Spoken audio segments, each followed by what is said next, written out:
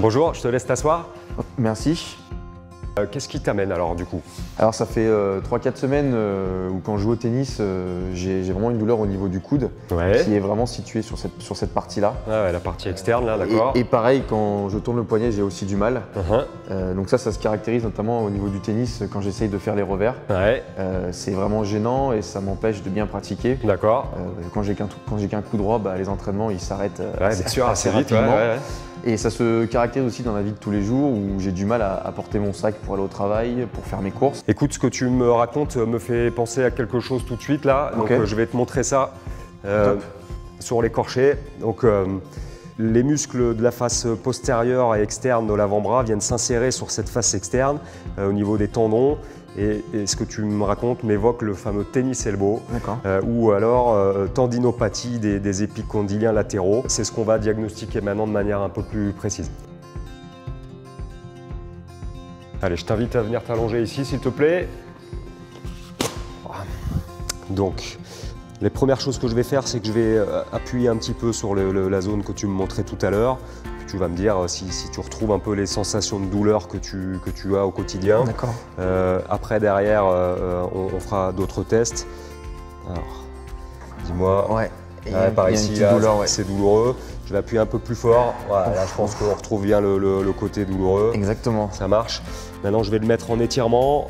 Il y a un moment donné où normalement, tu devrais retrouver aussi ces sensations de douleur. Quand tu arrives à la fin, là, ça... Ok, ça marche. Et alors, est-ce que c'est douloureux ça tire derrière. Parfait. On fait même avec les doigts. Vas-y, ouvre bien la main.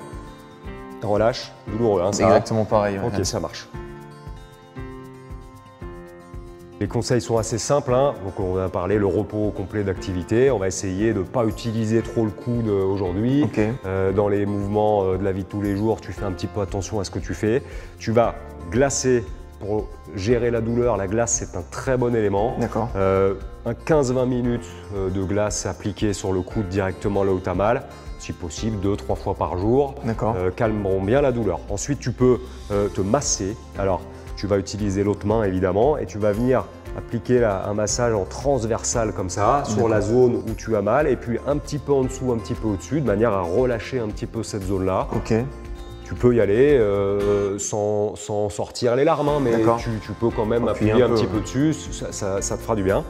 Les étirements, souviens-toi comment je t'ai étiré tout à l'heure, tu sentais un peu de douleur, un peu de tension, mais ça c'est des étirements que tu peux réaliser, donc tu peux t'aider avec la main opposée pour majorer l'étirement.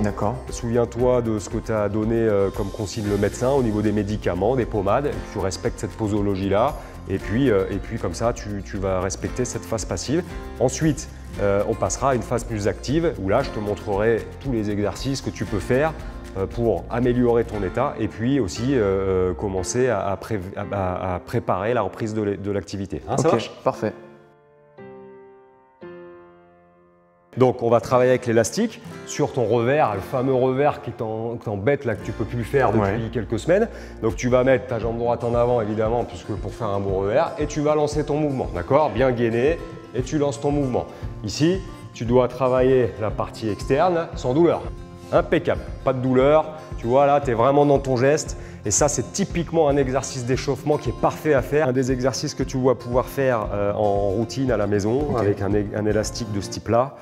Tu vas pouvoir te mettre assis comme tu es ici, fixer ton bras gauche puisqu'on veut faire travailler le bras droit et venir écarter le bras droit avec le poignet bien fixe comme ça et relâcher, d'accord ? Écarter, relâcher, ça va te permettre de travailler la musculature externe et postérieure de l'avant-bras. Et puis, quand les choses évolueront bien et que tu auras moins de douleur, on va le déplacer le plus vers les doigts, de manière à avoir, tu vois, un mouvement un petit peu plus d'extension de poignet et de forcer comme ça. Tu vas cette fois mettre l'élastique au niveau du pied comme ça.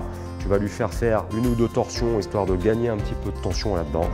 Tu vas prendre l'élastique dans la main ici. Tu vas venir ici au niveau de l'épaule et tu vas relâcher tout doucement en faisant un mouvement de rotation là, celui que tu me décrivais tout à l'heure. Tu te rappelles quand on a fait l'étirement qui te faisait mal.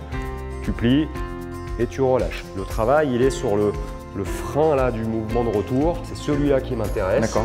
Ici, la flexion, tu peux la faire à la vitesse que tu veux. Alors maintenant, tu me posais la question tout à l'heure de ton match de dimanche.